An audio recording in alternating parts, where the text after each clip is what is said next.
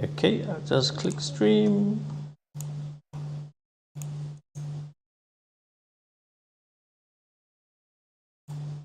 We should see it streaming on TradingView right now.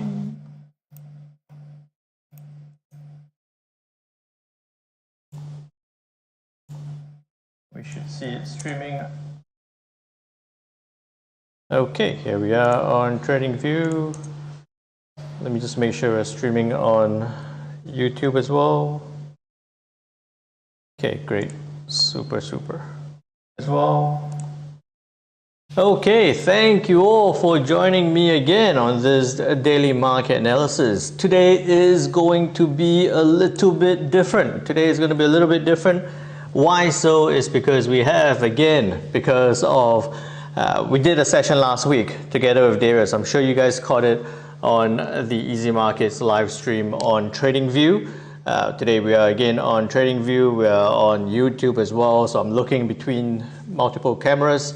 We had requests, we had demands for another live session again. So today is a special session where we have Darius. He's still on mute. He's still hiding in the corner there for now with us from easyMarkets. But before that, a quick disclaimer as usual. Again, if you can see me okay, you can hear me all right, can you help me out?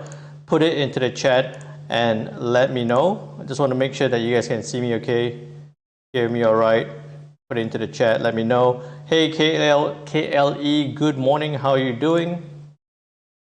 And you know, you can help me out massively as well by clicking like and subscribe if you haven't already. That would help massively. Hey Pips Apprentice, good morning, how are you doing? Okay, so while we have everyone slowly tuning in, a quick risk disclaimer. Any information contained on this webinar should not be construed as advice and is presented as educational material only. The contents of this webinar are not intended to be a recommendation to trade a financial product. And please remember their objectives, financial situation and needs has not been considered, and you should consider its appropriateness to your circumstances. Okay, short and sharp. Now, a lot of things to cover today because we have a special guest. I have some difficult questions for him about you know, the journey towards being a profitable trader, being a head of analysis and research at easyMarkets. If you have any questions at any point in time, please feel free, put it into the chat. Let me know, let Darius know as well. And then we can answer those questions. Okay, Darius, you want to jump on, put on your camera, turn on the mic, and give us a quick introduction about easyMarkets as well. Hello, everyone. Hello. I hope you're all, you can all hear me and see me well. First of all, Jindao, thank you very much for, having me on your show. Yeah, thank you very much for coming on my show first, and then we're now doing on yours. So I really appreciate that. Yeah, guys, welcome. I hope you're going to enjoy this session. So, look, my name is Darius.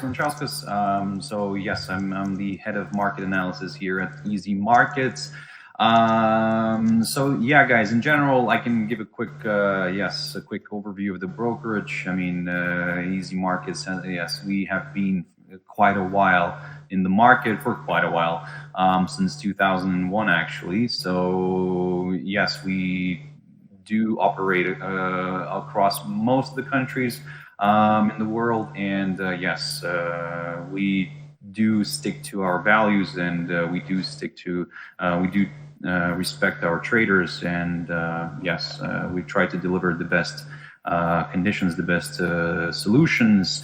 So yes, just like I said, to let you know that we do have various tools available, and look, I'm trying not to make it as an advertisement, really, honestly. So so guys, not a lot of judgment. This show is going to be more chilled, and we're more relaxed. It's just that it happens, you know, that I work for this company. But anyway, so yeah, guys, look, it's highly driven because I want my free Real Madrid tickets. Okay. Well, yes. I mean, as you mentioned right now, yes, we are the official trading sponsor of Real Madrid. So yes, we're quite happy with that. Look, I don't know if about the tickets. Maybe I can sort out a T-shirt for you, like, you know. But I'll start with that. Hey, and anyone else who's in the chat, you'll have to stand in line because I'm after those tickets as well. So, geez. I'll go together with you, man. Yeah. Well, okay. Anyway, we'll think of something. Yes, exactly. We'll think of something. But yeah, guys, look. Yes, like I said, I'm the head of market analysis here at easyMarkets. Look, check us out. I mean, we do have a lot of good tools available. Certain tools, for example, that we stand out against other ones that we have, like something like vanilla options, for example. If you are one of those traders who do know how to use them, then this can be useful. And stuff like deal cancellation as well. You can freeze rate as well for a certain amount of seconds, for example, so that it wouldn't change. You can freeze that, and yes, guaranteed stop loss as well. So yeah, guys, check us out. Like I said, wherever you are, you can also check the countries that we're covering. Again, Europe, Asia, North America. I'm sorry, not yet, but maybe one day. But yes. Africa as well, guys. I mean, you can check us out. So I believe you can find some useful stuff in there. But anyway, we've got viewers from all around the world. So again, everyone, if you are watching, if you're new to the session, if you're a regular, put it into the chat, YouTube Trading View. Let me know where are you joining us from. Love to find out, and let's see what we can work out some special deal, something interesting for everyone. All right, sure. So back to why we're here, the charts. Before that, Darius, tell me a bit about, I know a bit, but tell everyone else, how long have you been trading? So in trading, I've been since around 2011, basically. So yeah, for quite a while, I would say. And look, the journey has been quite an interesting one. It was a bit of a wavy one, I would say.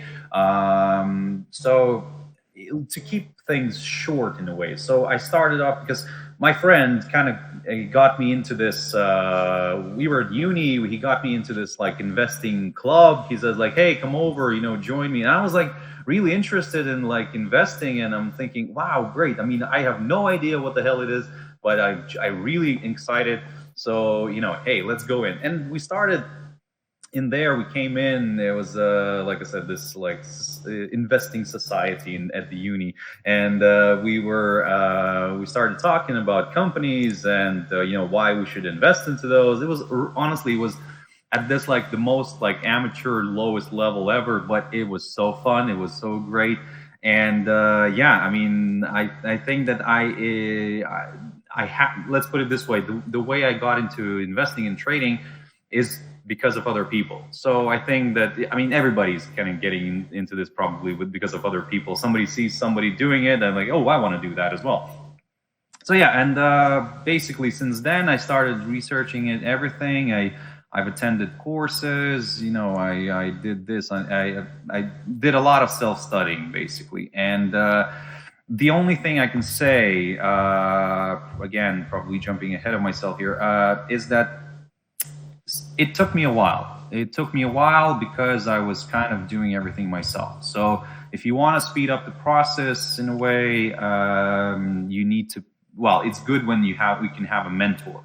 Now, not everybody can sometimes afford a mentor. That's logical, but that's why you have to accept the fact that it's not a quick get rich scheme, so it's like, no, and again, and nobody's actually guaranteeing you that you're going to get rich or something like that. No, it's absolutely, this has to be like mentioned as number one. However, not everybody's mentioning, not all, let's say, tutors are mentioning, this, that You know, they keep on promising stuff that, oh, you're gonna get rich and stuff like that.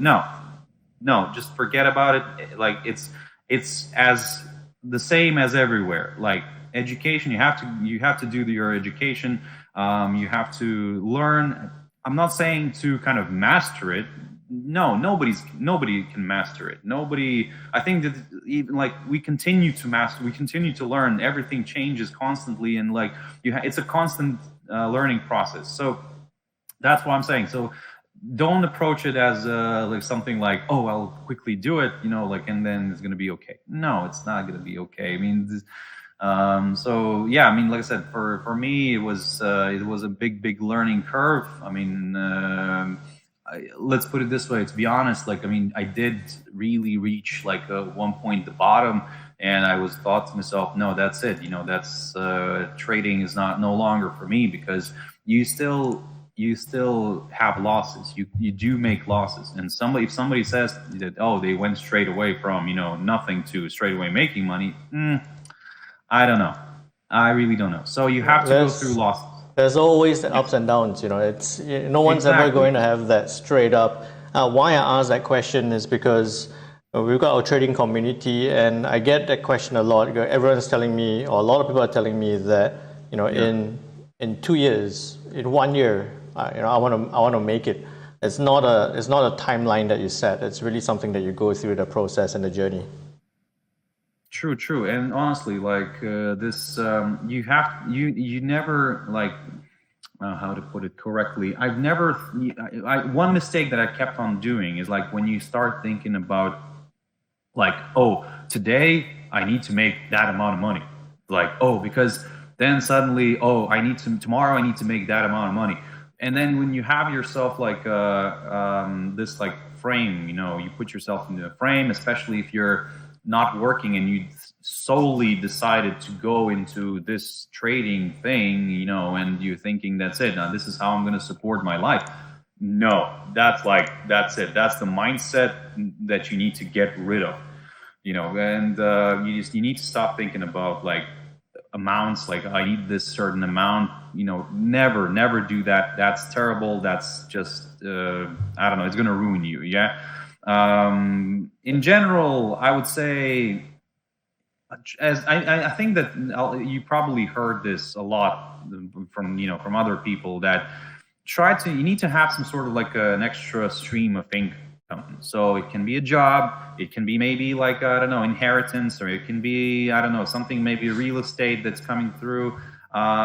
It actually does help you to push, you know, this kind of thing away, because you don't think about the bills. You know, you think, oh, okay, I have my bills sorted, and now this is fun, because, you know, this is it should not be like the trading part should not take over your life. It should accompany your life. It's like settle, you know you can survive, and then trading is that little bit of cream on the top. Exactly. When that comes around. Exactly. Yeah. And I think that this is what people sometimes forget, and, you know, because everybody wants to be that Instagram trader, you know, who's sitting in, I don't know, Bali or something, and, you know, and he's like, oh, you know, like, I just work like 1 hour a day, and like, yeah, in general, yeah, you can do only 1 hour a day. It's all fine. It's just that the way you approach this, you know. So so that's what I'm saying. Just try to be humble. Try to be, you know, take it slow. For example, I know people who went into trading, and they kind of did it very quickly. For me personally, I'm sorry, I'm not the person who can make it very quickly. For me, everything is like goes like difficult. But to be honest, I mean, I'm happy. And along this way, I'm kind of learning stuff as well. So, but for some people, it comes very quickly. So, you know, don't judge yourself. Don't kind of compare yourself. Maybe for somebody's going to be somebody. There's always going to be a better trader than you. There's always, even for that person who thinks he's the best trader, there's still going to be a better trader. So it's like, hey, you know. I did it quickly. I started off quickly, but I lost it quickly as well. There we go. I started trading during the GFC, the financial crisis. So easy. It was so easy, and then it became so hard, and then it became easier again. Yeah, so Yeah, it's yeah, just no, trending to the upside. All right, let's get back into the charts. I'm just trying to figure out whether I can do this. Okay. Just let me make sure that we got it all right. I've lost us on the screen. Mm-hmm. So let me just try and figure that part out. Okay, there we go. Great. We're looking at, okay, DXY. Uh-huh. So before the DXY, let me just move this across to the side. Does that work? Okay, good. Try to click F11 as well. It'll help. No, I need to go click on all the stuff as well. Okay. Hey, we just had the UK's claimant count numbers, so employment numbers for the UK being released. It was 16K, got revised slightly downwards to 0.6. Expected 11.1, came out at 11.7. Again, this is claimant count is the number of people claiming for unemployment benefits. So a lower than expected number is a good news, right? But what we're seeing right now, despite that news, average earnings 7.2, 6.8, 6.5. So a bit of a mixed bag here. But because of this, what we're actually seeing on the pound dollar is a move further to the downside. Okay, take that. So that did not happen. Take that away. So this was something we spoke about yesterday. Again, this was a trade that I got into longest 40 pip. That longest time I had to wait for 40 pips to the downside as it broke the channel to push to the downside. Right now, on the pound dollar, heading towards that 1.2660 level. So that's done. Good 40 pips. Anyone got onto the pound dollar for 40 pips from yesterday? Put it into the chat. Let me know. That came very close to my stop loss before I push down. So if you got 40 on that from yesterday, put it into the chat and let me know. With that done, now with the claimant count numbers, a little bit surprising that it's better. What do you think? What's your take on this? Look, my take is on this way. So average earnings index. So it fell. That's kind of in line with the whole kind of politics in terms of trying to, lower down inflation and stuff. Because look, what happens all the time when governments try to lower down inflation, right? They're trying to cut, reduce your wage basically, so that you wouldn't be able to afford much, and that's why we can lower down inflation. Now, this is a good example of their methods and how it's working perfectly in a way. However, the claimant count, so it dropped, and unemployment improved. So to me, this kind of, and because these numbers are for December, it's the holiday period, Yep. and when everybody employs a lot of staff, temporary staff, and this is what's going into those numbers. So you see most of the time you will see the December numbers kind of higher or better, let's say, because there's a lot of these distribution centers. Everybody's all these Amazons, Royal Mails. They're all employing a lot of temporary staff, and congratulations, there's better numbers of unemployment then. Like I said, the average, the claimant count, that's and that drops as well because people are okay. And another thing, then after these, after the holiday season, I mean, in January, a lot of people get released. Let's put it this way. No, I don't want to use the word fired because it's kind of released, you know. So yeah, and then we might see January numbers actually worse a little bit. So, well, again, we'll see. Maybe suddenly big companies saw a big shift in demand, and they decided to keep all that temporary staff for a little bit longer. So yeah, that's my take. So, but in terms of the British pound, look, can I just quickly share my screen here on my chart? Yes, I agree with you, and yes, I'm looking at. Let me just.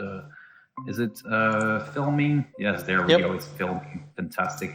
So yes, I'm. What I have here is the little range. Still, I'm looking at the daily chart. By the way, I mean, I didn't capture what were you looking at? Hourly. I was on hourly chart. Hourly. Okay, hourly. Yes. So okay, I'll be quick on this one, but basically, yes, I'm also leaning towards the downside. In my videos, I also mentioned that, look, we could be seeing something of a range here, or even better, something of a very badly shaped head and shoulders pattern, basically, with the left shoulder being here, head, and then this is the right shoulder. So we're now approaching the neckline. So in a way, I'm kind of hoping to see actually more downside, at least maybe a drop below this, at least a move back to the 1.25 territory, something like that, around there.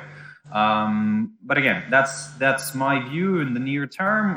From the short term, yes, I mean, yes, there is still more downside here, especially if we're going to go towards this 1.2615 area, which kind of is around the so-called neckline of my pattern, or the lower side of this kind of like not a very beautiful range, I would say. So yes, so I'm kind of aiming for this little territory. Let's see. For me to consider the upside, I'm going to take a very conservative approach, and I'm going to wait until we pop above the 1.28 zone, something like here, and then maybe I'll consider, like I said, a move. So do you think more? I mean, I'm looking at it. I'm thinking more likelihood for further downside rather than that upside. On gbpusd, yeah. I mean,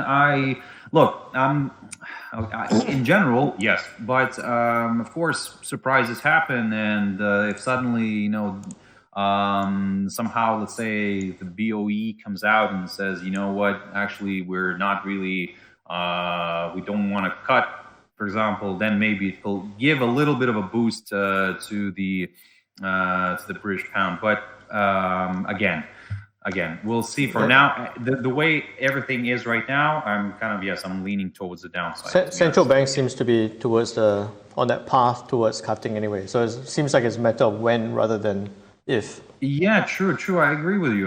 But it's just like I said.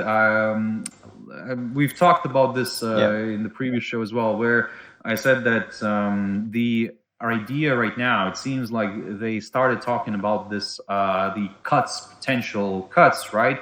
And let's say even the Fed, right? I mean, 3 potential cuts, but it's a good tool, a good tool to, let's say, control the economy this way without doing anything, actually, without any cuts or increases. You just say, oh, I'm promising currently 3 cuts. But then suddenly, if you need to slow down the economy, you're saying, or slow down the economy, you're saying, oh, you know what? Actually, the economy is rallying too much. I'm going to do only 2 cuts, and then the market corrects back down. So it's like, it's a good method. Like without doing anything, you're actually doing something. So without actually concrete actions, you can control. So it's a bit like jawboning it.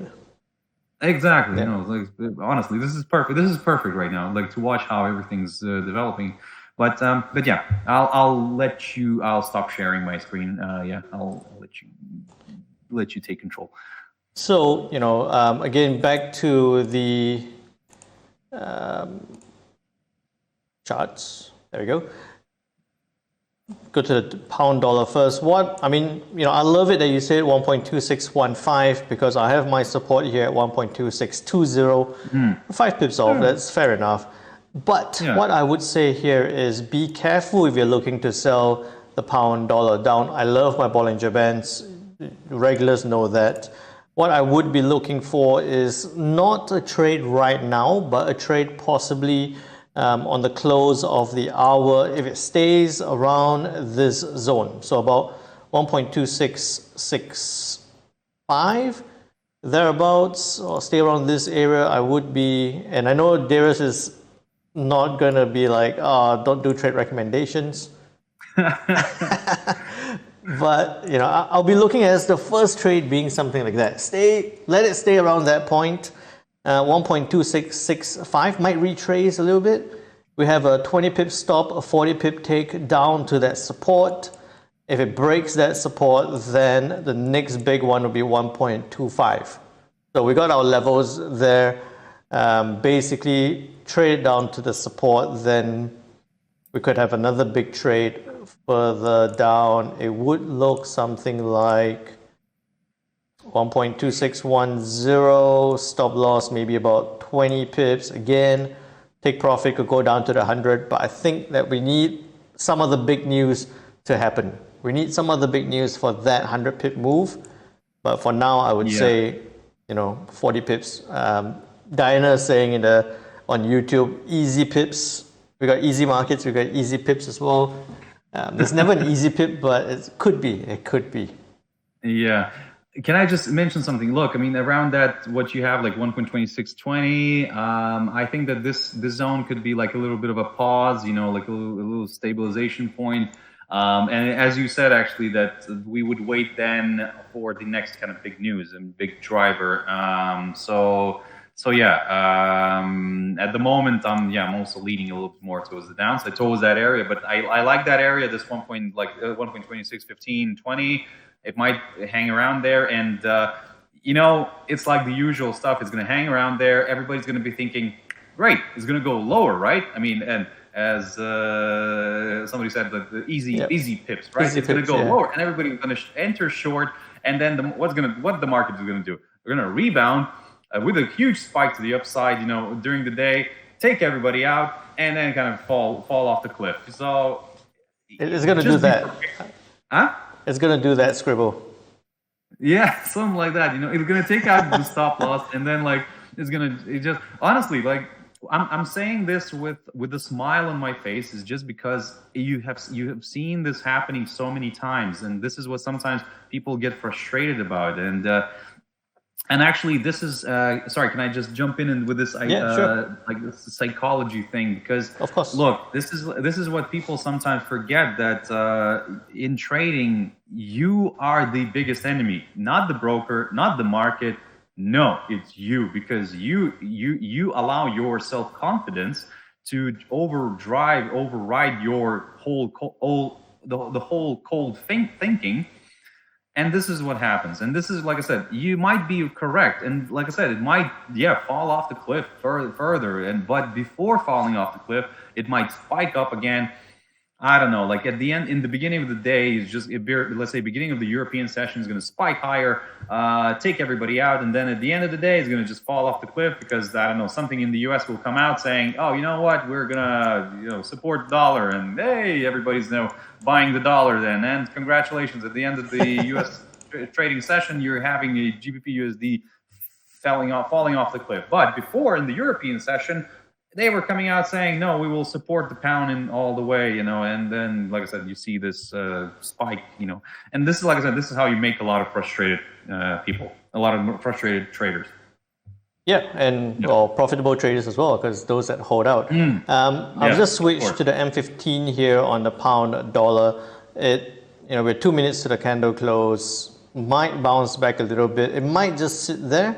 So I know Jamil's on the call. Jamil's short term. He's on the 5-minute time frame kind of trade.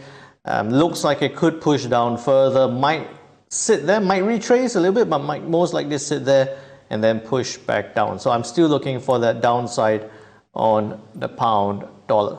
Okay. So that was from the claimant count number that was just released 30 minutes ago. We're seeing the pound dollar push down, looking for more downside. Before that, right, yesterday we ran a poll. Somebody, I can't remember, I think it was Pip's Apprentice, who asked me, run a poll on YouTube. And we ran a poll, and the question was, we've been looking at the dollar sitting in that 102 and 102.70 range. And the question was, do we think it's going to break to the upside or to the downside? I think close to 60-something% of people thought that it's going to break to the upside. And those of you who thought it's going to break to the upside, right, yesterday was a bit surprising. It was US bank holidays, but yet we saw the dollar push and gapped to the upside. Now approaching that 103 round number level. All right, so overall what I'm looking at here on the dollar index, now that it's broken that 61.8 level, fib level there from a super long-term downward move. Now that's broken the level. What it needs to do is stay above or break above 103. Then we might actually see the dollar index head up towards that almost at 103.50 level. So what do you think? Further upside on the dollar? For me, yes. I'm like I said, I had the breakout on my chart. I had the breakout around the 102.38, roughly 40 area, and yes, I mean that kind of that worked out perfectly. Then yes, I'm kind of leaning towards the 103.20, something like that. At the moment, the on my chart, it's actually, can I quickly share? It's hesitating a little bit at this point. Yeah, it is, but look, it's hesitating because yesterday, I don't know, it got the move out of nowhere in a way. I think that maybe actually Europe was a little bit on the weaker side, and that's what kind of helped maybe the US dollar to gain interest. So on my chart, I can see that I mean. I've mentioned this in my webinar as well that yes, if we do push and stay above this barrier, then my next target is the 50-day EMA, where we're currently getting a little hold up, and then I'm aiming for this 103.20-21 zone, which is the inside swing low of the 7th of December. So that's what I'm going to be targeting. Around here, I have also the 100 and the 100-day EMA, which also could be a little resistance area, little hold up area. So yeah, I mean, I agree with you. I am also leaning a little bit more towards the upside. I'm going slowly on this one, because my problem with the okay, I'm aiming higher. In general, I would like to see like a larger move to the upside here, because I would like to see like a retest of this downside line. This one is drawn from the highest point of September of 2022, basically.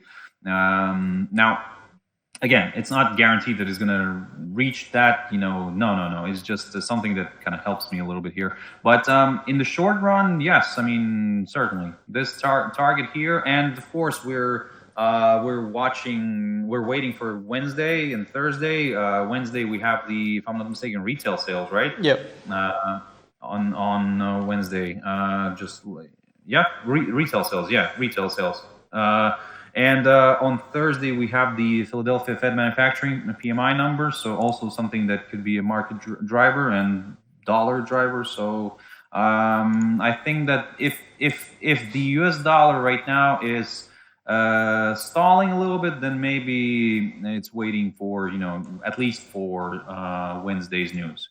On Wednesday, for example, for me, the way I'm going to look at this one, if by any chance the number comes out, let's say, disappointing for the US dollar, and if the US dollar starts dropping back down, if we remain above this territory here, even let's say if we do drop and we still remain above this territory, still I'm going to lean a little bit more towards the upside. For me to start looking at some lower levels, I need to see drop maybe back below the 101.60, 55, something like that area. I think we spoke about this last week, but what you would also see here is it's really developed that inverted head and shoulder pattern already. Mm-hmm. Right, you got the head at the bottom there, and then the two shoulders on the side. So it looks like now it looks like it's breaking that neckline to the upside. I mean, I did my quarterly analysis. I think that it could get up to that 104.50 level, hit that trend line, and then come back down again. Ideally. Mm-hmm. Yeah, I'm not arguing there. Not arguing there. No. Okay. Okay. Yeah. Now with that, and with the dollar pushing to the upside, and also breaking out of the recent consolidation, wide consolidation, looking at the US yen. This is a pair that I was messaging in the Discord channel got onto that trade. I got out at 146.20, so right at that point there, just before I went out for lunch. I thought, let's just get off that trade. Held it for a long time. I think that was a good, had about 58 pips on that. So I got in a little bit later to the upside on the yen. Okay.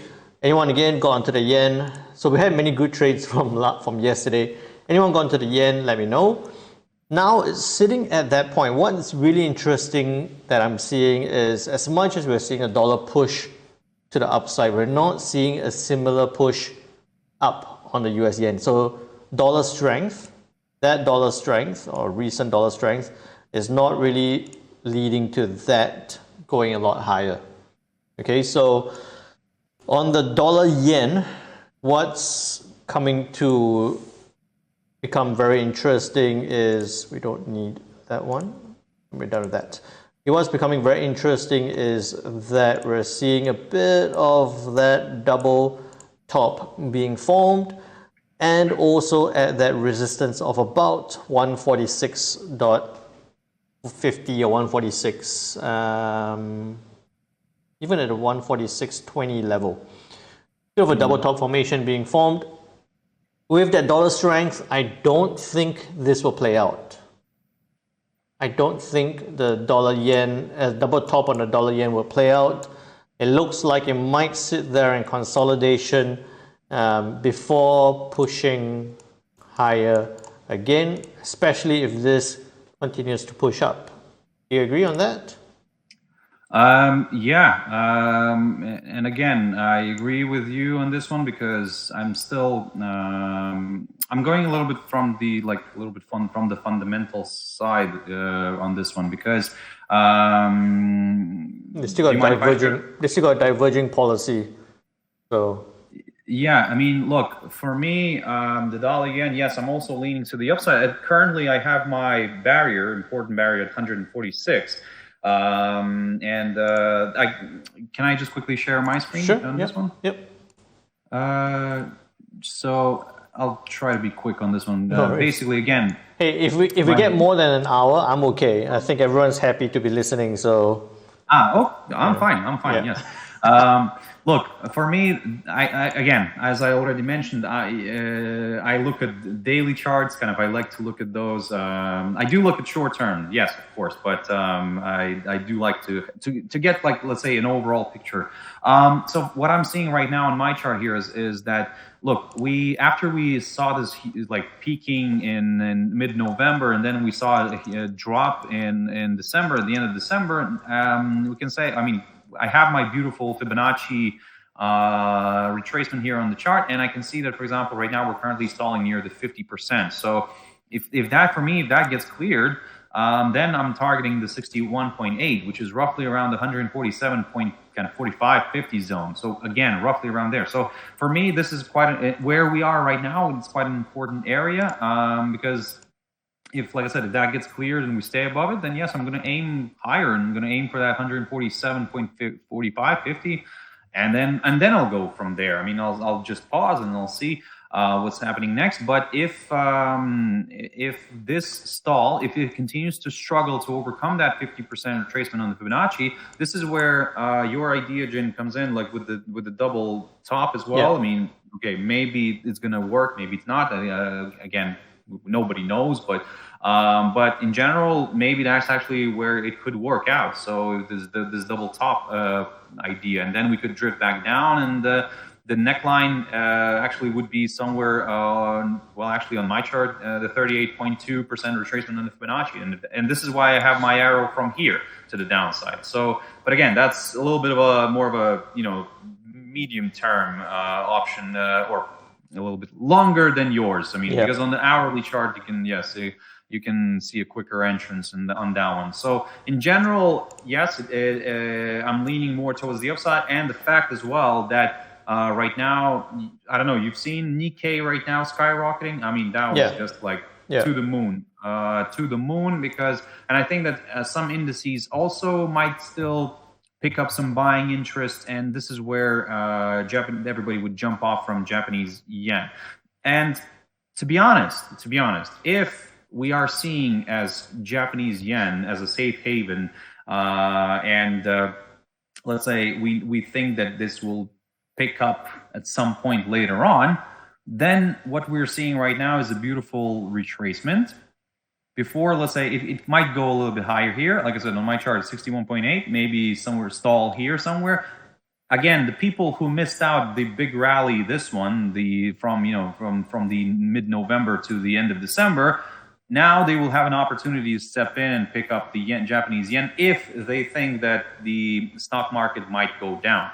So that's my logic. Again, it has holes in this sometimes, so I'm not really saying that this is going to be there's still the Bank of Japan to come in and say, they're going to adjust policy. So that might, I'm actually looking for that. Yeah. Right. So last year we were happily buying the yen up. Maybe this year we'll be happily selling the US yen back down again.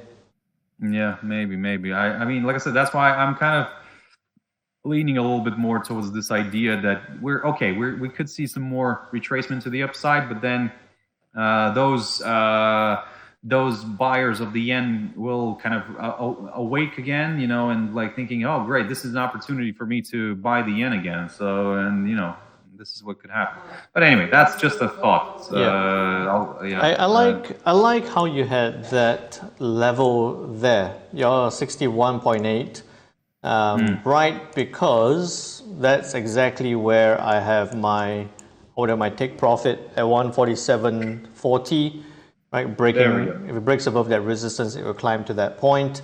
One, I want to highlight, and as I was just looking at the charts, dollar index on H1 slowly forming that little bit of a pin bar on that resistance. What I think might not be so straightforward to the upside. It looks like it might actually do that back up again. So, I'm not a big fan of price having to close the gap. Right? I don't think that, I know Diana's on the call. Diana's going to go, oh, it has to close the gap. And many people actually think that it has to close the gap. I don't always think so. But we might see it come back down a little bit before pushing back up. So still to the upside, but a bit of a retrace before going back up on the dollar index. So dollar yen, I might be proven wrong very quickly with that double top. I still wouldn't be looking to sell it down at this point. I think it's the recent move higher. I'm a very trend following trader. So if it's counter, it's not one of my favorites to get into. Okay, then I have a request there for the Swiss yen. Same person who requested for Swiss yen during your session. So we look at the Swiss franc. This was something that we talked about yesterday. I said Swiss franc could trade higher, but I didn't find a setup for H1 time frame. The Swiss did push towards that resistance of 859 or 86, and it looks like it's holding the resistance with maybe a bit more upside. Right, my next You're talking about USDCHF, right? Yeah, okay. USDCHF. So looks like, and I always find it that it's not a pair that I trade, right? I always look at the USDCHF because of what's everyone asking for, but it's not a pair that I trade. I just don't feel it that much. I like the euro dollar more. Do you do the US? It's like a bad copy of a DXY. I look at it this way. Yeah. It's like a bad copy of DXY, basically. So, so a bit of a retrace before a push back up again, ideally. Yeah. So it's like, for me, USD CHF, I like it in general. I like it, but like I said, it's like a bad copy of DXY, and it's like hashtag no hedging suggestion, right? Well, one reason why I'm not a big fan of the USD CHF was back when it was pegged against the euro. Okay. You know, and I would just trade the euro, no point getting onto USD CHF, and then that one fine day where the SMB decided to unpeg, I think it was 2014 or 2016. You're talking about, wait, when the Swiss National Bank untied the euro from the Swiss franc? Yeah. Yeah, that was 2015. 15, I got 14, 15, so 15, yeah. Exactly, yeah. So that was 15. That was beautiful. Like it was at 125, I think, sitting at 125, and it was a 2,000 pip drop in like an hour. That was amazing. That was like, but this is where a lot of, it took out a lot of brokers actually. I know. Yeah. Who had their hedging done through EuroCHF. So, we didn't do that. So brokers went bust, hedge funds went bust. It was a bloodbath. Oh, it was, and it was something. I'm looking at this one, 2015. So 2015 January. There we go. Yeah. So if anyone wants to see a bloodbath, go scroll back, look at what happened in 2015 January, and I sat there. I was having my coffee, going, "Wait, what's happening? Why is that happening?" Yeah. And this is the point where like when something like this happens, try to stay away from it. So like if you don't mind, I'll just jump in with this a little bit here. So when you have like something like a falling knife like this, and you're trying to catch it, you're gonna get your hands bloody.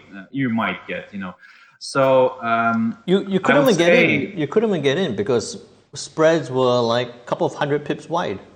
Exactly.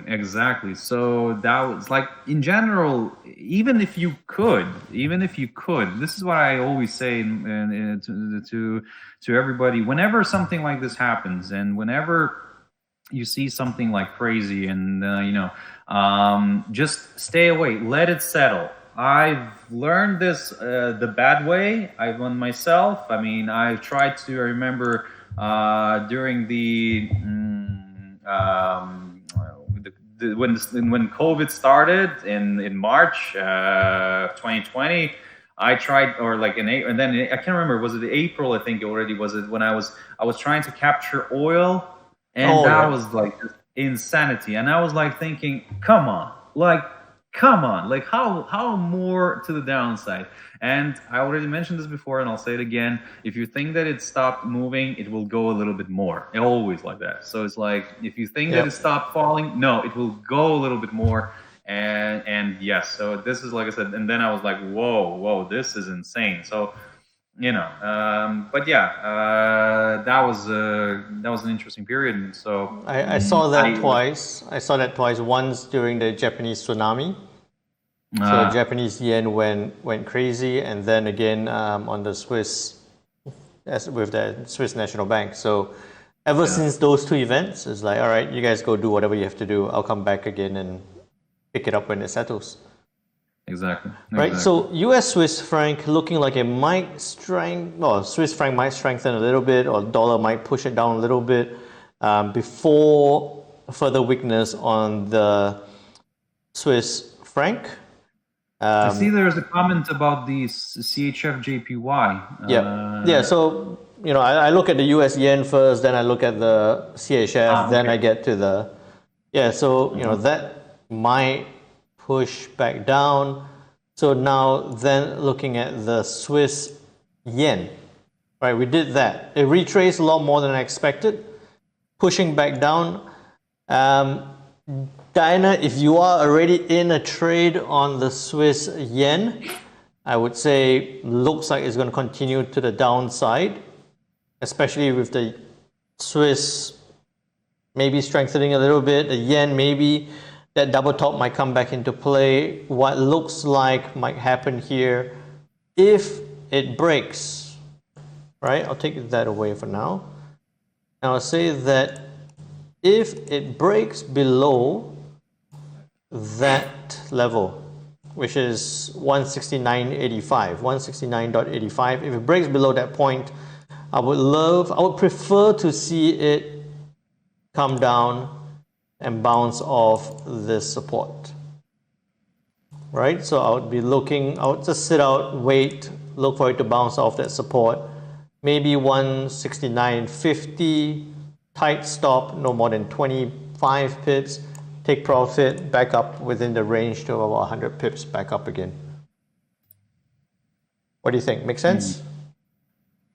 Yeah, I mean, look, for me, I just wanted to say something that it's really nice to okay. I look, when I'm stumbling like that, it means that my brain is like throwing in so many ideas, but my mouth is not really like able to release all that, you know. So that's why I'm like sometimes. But anyway, look, what I wanted to say is that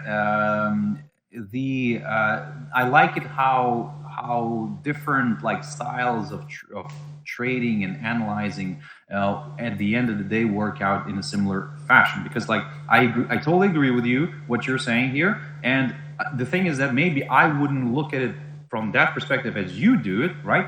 But I'm looking at on my daily chart, and it actually I end up with the same level because I'm looking at other stuff.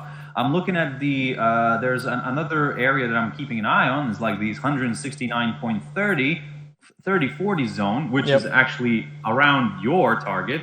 And because around there I have like a little tentative upside line, which and this is a very nice area of support from which it could rebound and push back up. So and this is what I'm saying, this is where I think all traders and viewers have to understand that there's no like one way of looking at it. So I will debate it from my side, thinking no, it's only this way that you can look at it. No, no, Jindal, you're wrong, and no, it's like, that's what I'm saying. It's not. It's really not, because like what you've explained, it makes sense. It's logical, and it actually, like I said, it just, I'm looking at your analysis and I'm thinking, hey, no, actually, it kind of agrees with mine as well. And great. This is how this is how I will build up my point, kind of my own view. I'm talking about, let's say, if people are watching different analysts and they're watching, thinking that, oh, this one's correct, or no, this one's correct. No, there's, in general, you watch all of us, you build your own opinion, and then you trade. So it's like that's what I'm saying. It's like and that's also why we have that big disclaimer up the front as well. Exactly, because it's like, the thing is that it's you at the end of the day who pulls the trigger. So whatever you're comfortable with, you do. You're just, like I said, these ideas, and I agree with your idea, what you have in there in the chart, and I really like it. Of course, don't get me wrong, it might not work out. Something comes out in the market, and then boom, suddenly everybody's buying the yen strongly again, and congratulations, we're going further south. But this is where you need, well, this is the point where you take the risk, in a way. But as long as you have your stop loss in place, you'll have to take these risks. You might get taken out, but yes, I would say if you get taken out, the earlier the better. Then it kind of. But then this is like a stick with two ends, right? I mean, it's good that it takes you out earlier. However, at that point, you need to control your revenge trading, because this is where I made a loss. I need to come back right now. Or what's better? I'll double or I'll triple my position in order to get back my losses quicker. No, that's disaster. That's the recipe for failure. So if you want to, blow up your account, congratulations, you can do that. But it's just like I said, just try to control yourself. And this idea, what you've shown on the chart, Jin, it's like I said, I like it as well. I agree with it as well. But I mean, of course, anything can happen. And again, this is where I would add to say that if now, I mean, right, it's a commentator's jinx, right? Whenever we say it's going to come down, it just bounces right up. Within this area, do nothing, right? If it's going to be in this area, do nothing. Only if it breaks up, then an aggressive entry An aggressive entry would be, about there where you can buy it up, but to be safe, you want to buy it up only above that previous high, 170.85. You can keep your stop loss quite tight, 20 just below that 61.8 level. The take profit will be about 65 pips to the upside. So, but within this area, just hands off, do nothing, go look at something else. Yeah, true. That came to one question where I had for you is, how do you, you do analysis, right? You're head of analysis. How do you build that confidence? I mean, confidence is one of the most crucial things in trading. How do you build that confidence? How do you, do you check with anyone about your analysis? Yes, of course. Well, first of all, I will say this way, that to build confidence, it took me a while. And it took me a while. I mean, logical confidence, I must say, because you might be confident, oh, I know what I'm doing, like buy, sell, oh, it's like it didn't work out. I'm going to buy and I'm going to sell. I think that the controlling yourself, that's the biggest skill that you need to learn, like this patience, and there's a reason why they keep on saying that patience is gold, right? I mean, so patience does play a key role. But when I'm doing analysis, my own analysis, look, I do a lot of research, I do a lot of reading, and I do read other people. So in a way, the whole market kind of works that we read each other's stuff.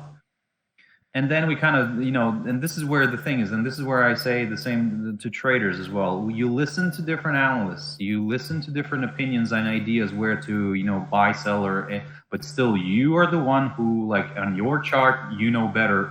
So, and so in general, when I'm, like I said, doing my analysis, if I read everywhere and I'm like, I sometimes read and I'm like, no, I don't agree with that. Like, and because this and that. So this is the thing. This is where I love it in the human brain that when you read other people and you think suddenly, oh, I don't agree with that. And then you ask yourself, why? Like, if you can justify that, then okay, then it's fine. Then you build up your own opinion. However, if you just say, oh, I don't agree with that, why? Because, okay. Then we're having an issue.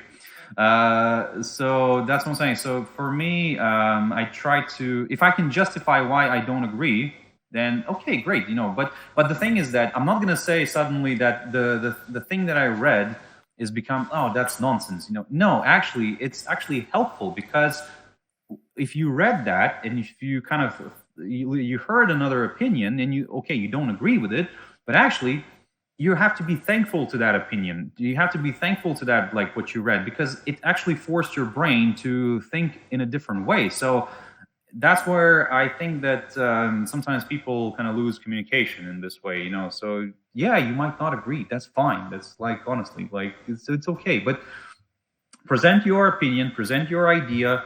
If you can justify that, hey, that's okay. That's also good. This is like, because unfortunately, none of us have a crystal ball. I have a leather ball here, but I don't have a crystal ball. So that's, I can only rub this one here, and whatever it comes up with, that's the only thing that I can, do. But again, how would you suggest to retail traders out there to build confidence with their analysis? I think that unfortunately it will have to come through practice. And again, I'm going to be very I'm going to say the same thing that everybody says. Oh, you need to go through your failures. Yes, you have to go through your failures, because this is the only way. And if it's the way you come back from that failure, that's what matters. Because if you think that you're going to get it right straight away, no, that's not. Every single trade that I go into, I constantly think not about how much I can gain or something like that. No, I think about, okay, if it goes the wrong way, how much I can afford to lose. That's it. That's my personal logic. Again, somebody might disagree with me. Somebody might say that this is, oh, you're a pessimist.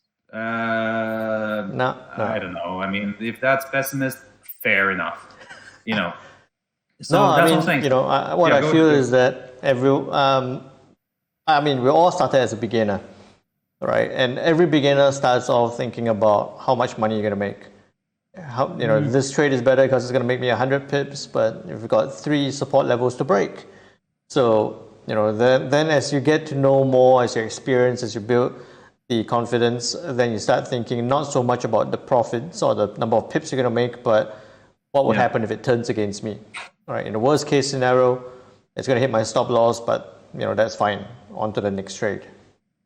I try to exactly. I mean, you need to control your inner, like I said, revenge as well, and you don't need to think about, let's say, like as we already discussed in the beginning of this webinar, that you don't need to think that, oh, I need to make a certain amount of money because my electricity bill is going to be that amount, and no, that's what I need to cover. No, that's it. That's wrong thinking. So in general, to get more confident, you will have to just basically try, and that's no wonder they say that, hey, try on a demo first, right? But the only problem I have with demo is that yes, it is needed to test out the strategy if it works or not. But let's say once it starts working, the demo unfortunately is not going to bring out the real emotions in you. It becomes a game. It becomes too much of a game. Exactly. So like, because when you enter that trade and suddenly starts going against you, that you're thinking, oh, like this is like real money that I'm losing right now, and oh, what to do, and you know, this is where you start like throwing yourself from one corner to another corner, and you know, and you need to kind of, unfortunately, you need to allow, if you've made your research and you think that this is like, it ticks all the boxes. This is how I do it. Like if it ticks all my boxes and let's say all my parameters, then I go in. If it doesn't tick 1 or 2, if it doesn't tick 2, I don't go in. If it doesn't tick 1, I might go in, but only with a minimal amount. And in order just to see like, and then I go in and then I see that actually it didn't go, it's not going my way. But this way, at least I'm like thinking, oh, okay, you know what? It's at least it's a small position. I'm going to close it. And but this is, again, it proves to me one more time that it needs to tick all the boxes. I've got 5 boxes to tick before a trade. Yeah, I have something like that, 4 or 5, something like that. Yeah. I agree. But yeah, in general, like I said, just people need to control their own emotions. I would say that's the most important thing. We've come up to the hour. We haven't gone through all of it. We're not going to go through all of it because that's going to take us even longer than that. Again, if you guys find this interesting, good and useful, we're getting a lot of tips. It's not so much about the trade setups today. It's the experience, it's the tips, the sharing of ideas. If you're enjoying it, put it into the chat. Say you're enjoying it. We'll continue on for just a little bit more. I've got a couple more things to get through. If you think that it's the hour is all you have, then catch the replay. Okay. Dollar index retrace, finishes retracement, now looking like it's pushing back up. So it did not do that big drop, pushing back up again. I don't know why there's that tail there now. Then dollar yen still sitting there. So that's the very puzzling part for me. Pound dollar actually working out very well for that setup. So I'm still looking for that. Maybe in the next 10 minutes that could play out, together with the US Swiss pushing higher, hence leading to the Swiss yen looking like it's going to play out. Let's wait for that. We'll end off with gold, right? So yesterday when I was looking at gold, I said if it breaks 2051, it could go down to 2040. Did not do that because the dollar pushed up a bit later than expected. So gold is right now sitting at 2048. At this point, I would say that because it's right in the middle of that support and resistance, I would say it could go anywhere. Right? Gold at this point, yes, dollar is pushing a little bit higher. You would think that gold could hit lower, but it could really bounce around and do whatever it wants to do before it hits lower, right? It could go backwards as well. Not quite. But so I would say that yes, maybe to the downside briefly, but a little bit of bouncing around there first. Your thoughts on gold?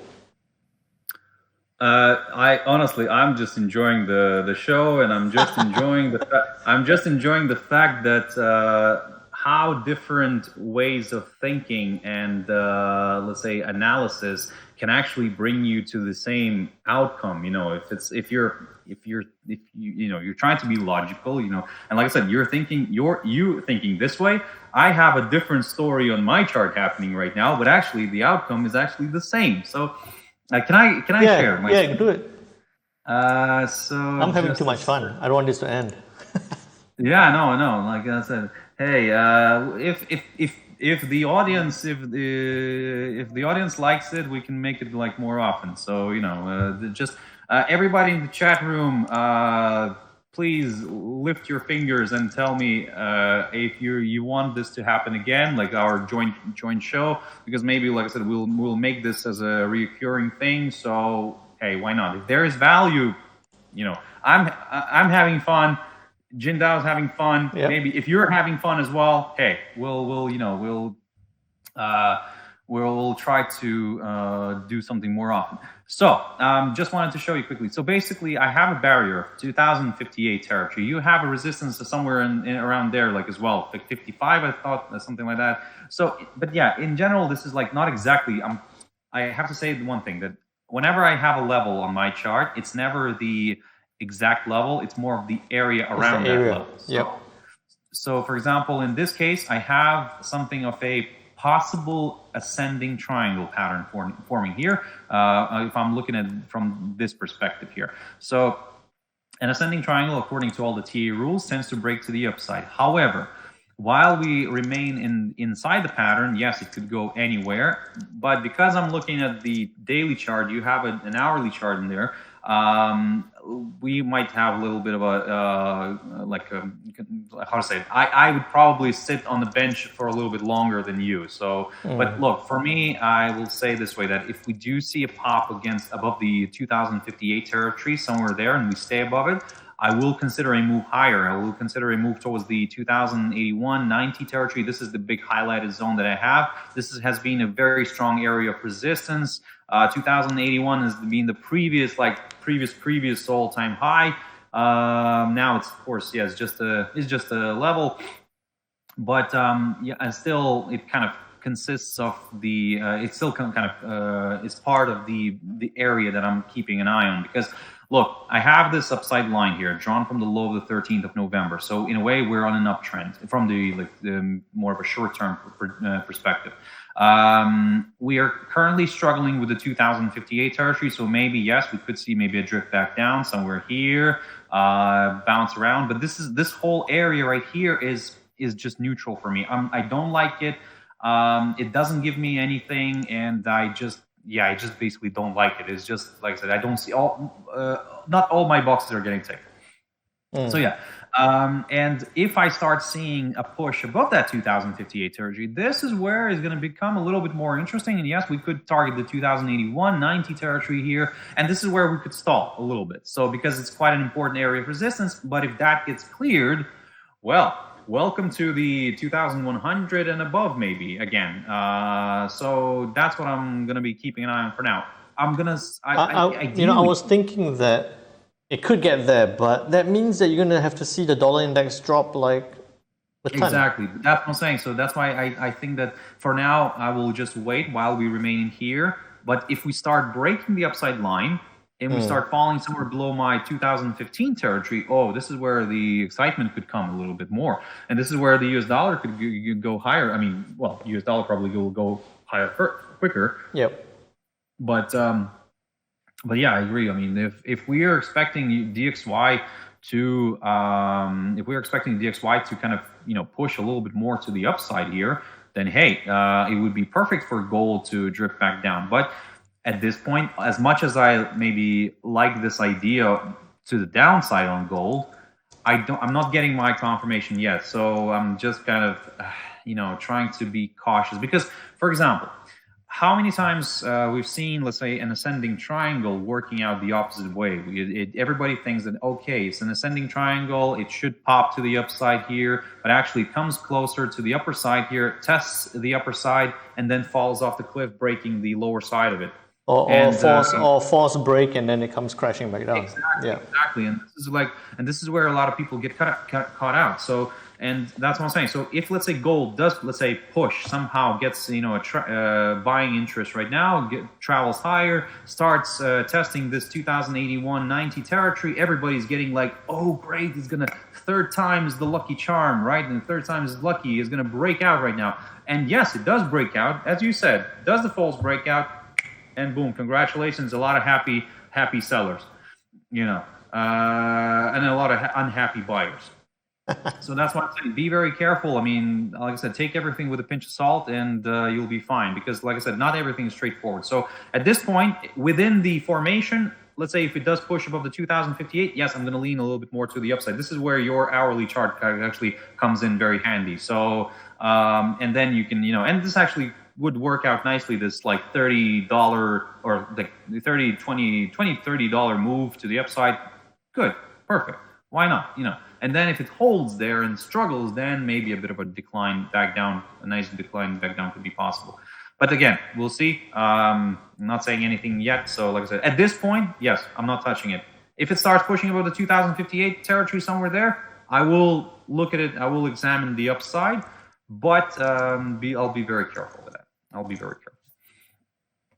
So that's kind of.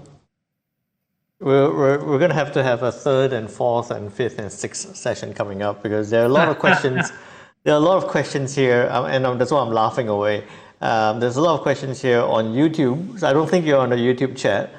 I am actually. Oh, okay. When you said that you're streaming on YouTube, I jumped in right now, quickly muted ourselves. And Dinah's asking, what specific steps and analysis have you undertaken to prepare for your trade? And do you have any pre-work rituals or safety checks that are essential before beginning trading every week or day? Okay.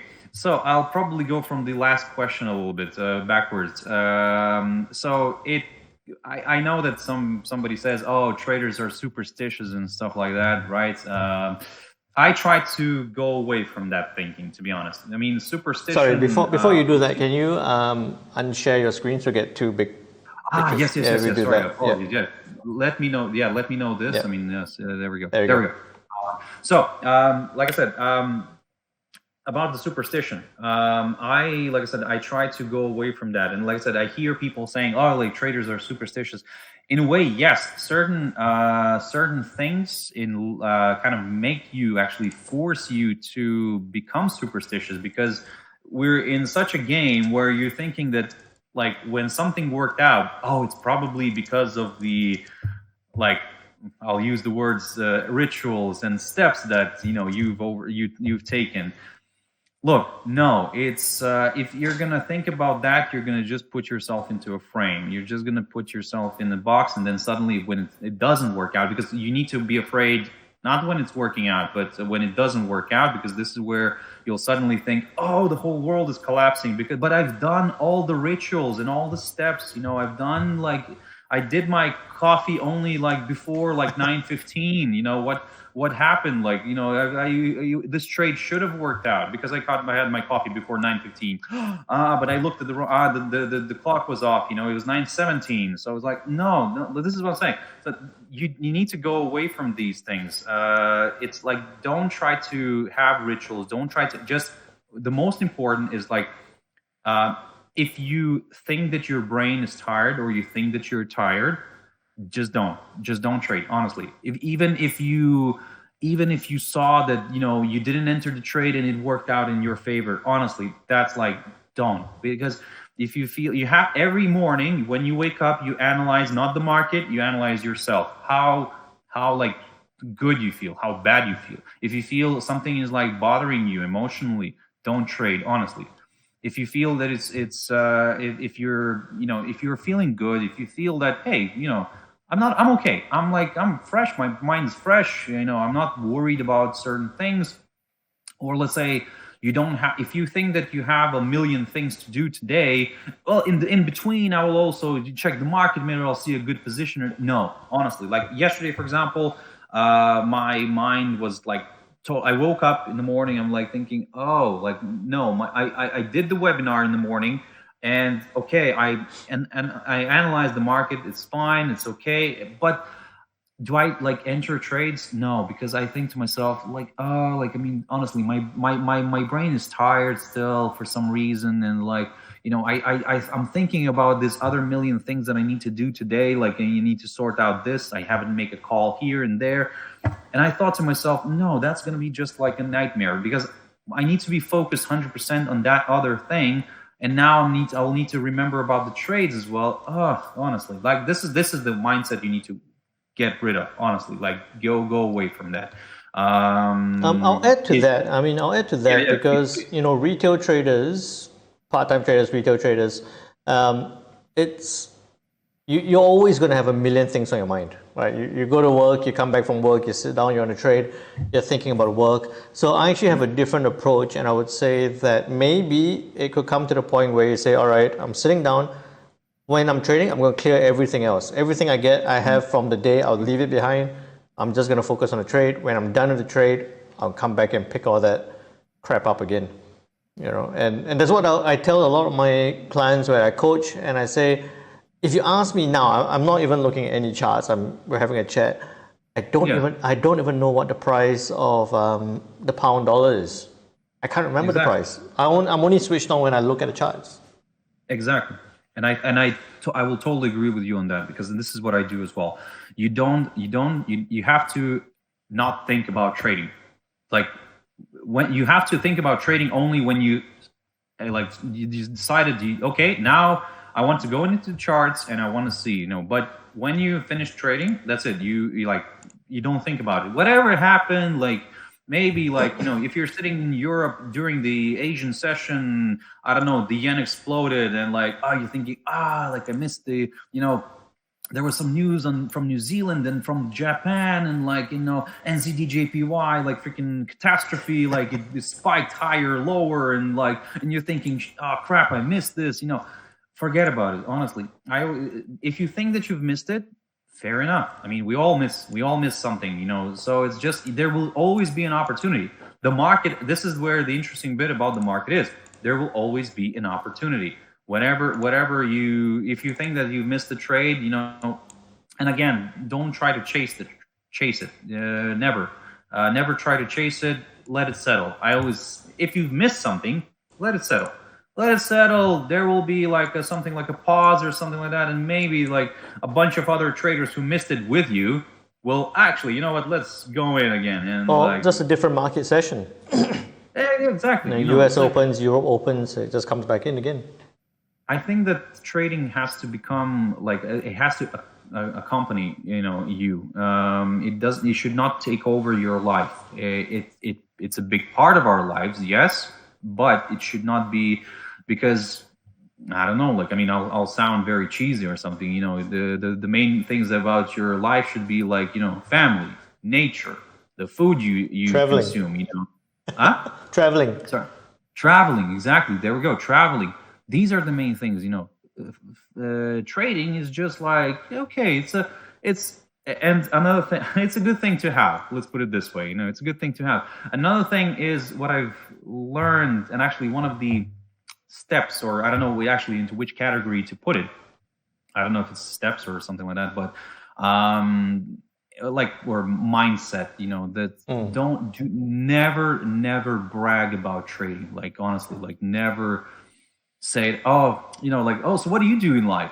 Oh, I'm a trader, you know. Yeah, it's like, I make like my money and stuff. Oh, this is like, it's killing me straight away when I see people like, oh, it's like, that's it. Thank you very much. Thank you very much. It was nice meeting you. Bye. You know, because whenever you meet people like that, it's terrible. It's because, and again, I will have to admit that in my early stages in my trading life, I was also like one of those idiots who, you know, kind of said like, oh, you know, I'm trading, and then the next day when you enter a trade, you blow up your account. Like, okay, you blow up your $100 account because you like, because you're big bucks, right? I mean, you're a businessman, So it's like, and that's what I'm saying. So this is where like, be humble, try to be, if you think that once you get like way too relaxed, it will hit you. It will really hit you, and like, and that's why, try to be, like I said, try to go away from trading. And I agree with you. Try to go away from trading. Chill as much as possible. Only switch on when you're back in front of the charts. So okay, we're coming to an hour and a half now. So new record. We're enjoying it. We have to do this one last part. And okay, disclaimer applies. You're gonna hate it, but disclaimer applies.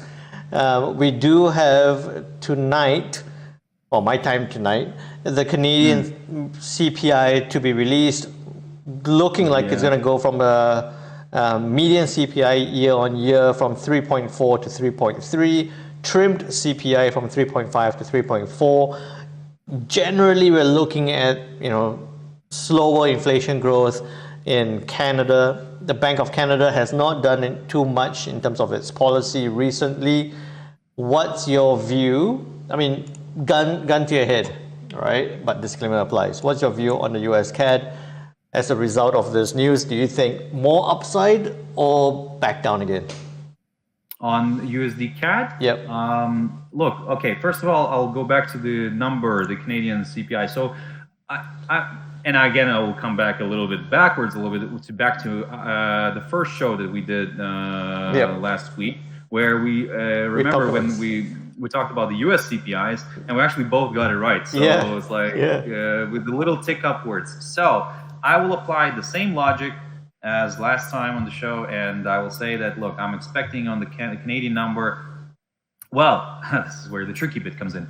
I'm expecting the number to be higher than the previous. But because the forecast is already a little bit on the, let's say the headline one is like 3.4. The previous one was 3.1. Is that correct? Yes, I'm just checking. Yes. No, 3.5 to 3.4. No, that's the. Wait. What am I? I have a 3.1 on my chart. You're looking at forex. Let me just check another source very quickly.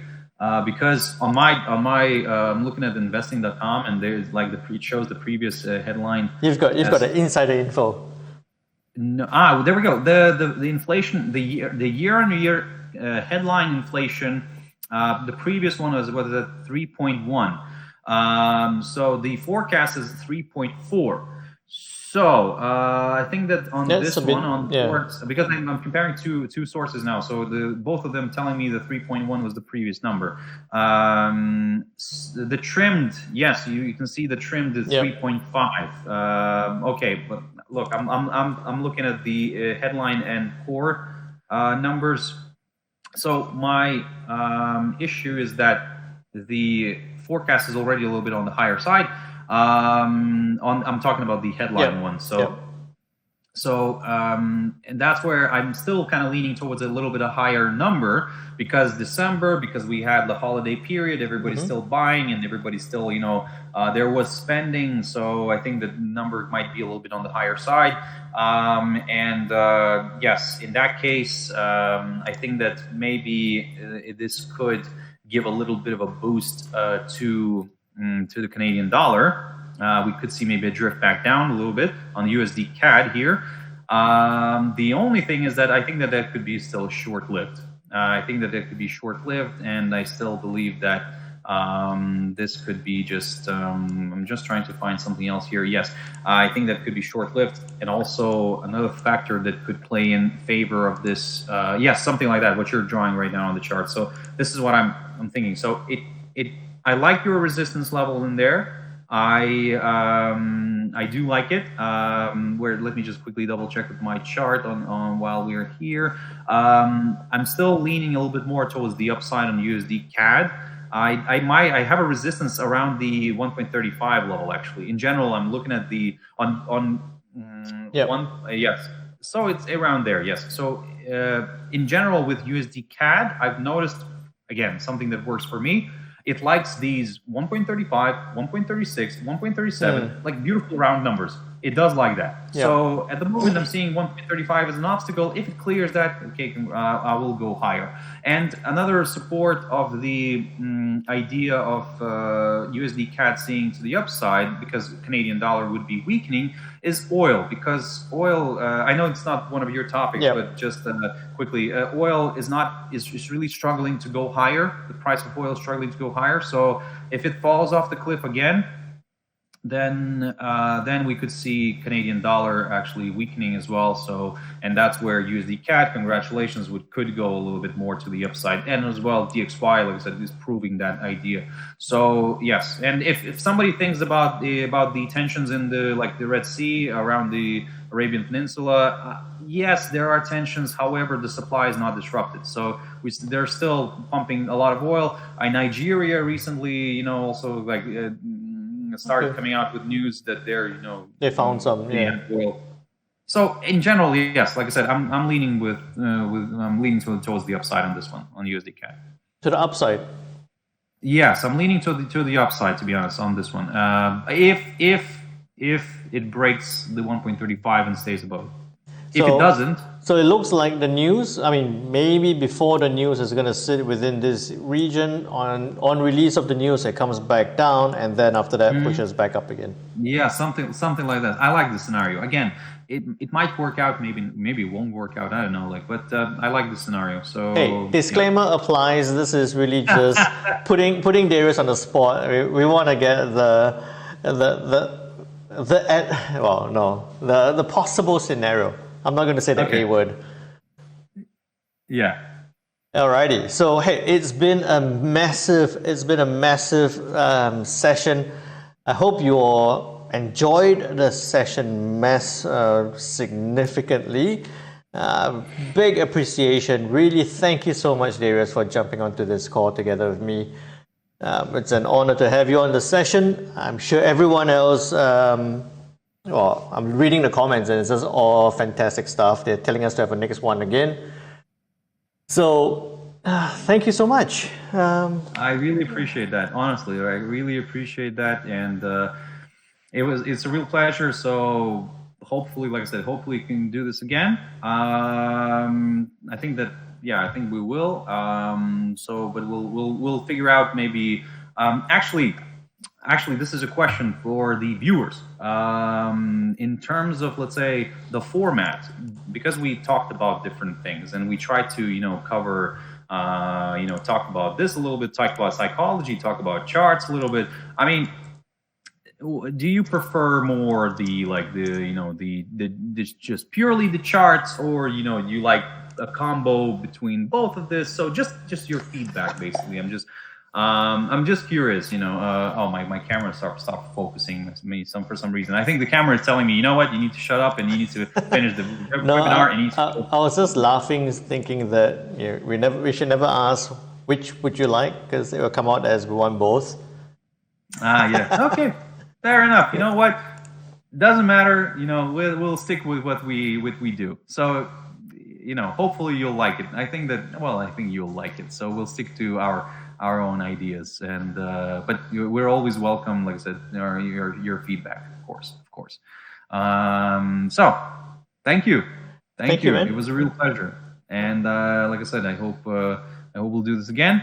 And for everybody out there, I hope you all have a fantastic trading day today. Yep, as always, as we say, stay safe. Yep, have your stop losses in place. Risk only what you can afford to lose. Don't overtrade. And everything will be fine. And hey, go check out easyMarkets as well. Sure. Plug in. We can help you out, guys. We can help you out. Just check if you're from the region that we can accept you, and then that's all fine. Because again, we have to comply, and yes. But yeah, we're more than happy to help you out. If you have any questions, you can always reach out to us. Hey, you can reach out to me if you wish. So, but yeah, Jindal, thank you very much. Thank you, Darius. I really appreciate your time. I had so much fun. Thank you so much. I'll speak to you later. Hey, stay on the call. I'll just end the stream and we can continue on. Definitely. This is where the real trade talk comes in, just not with everyone else on it. Yeah. Yeah. Anyway, bye everybody. Bye. Take care. Thank you. Trade well, trade safe. We'll see you tomorrow, same time, same place.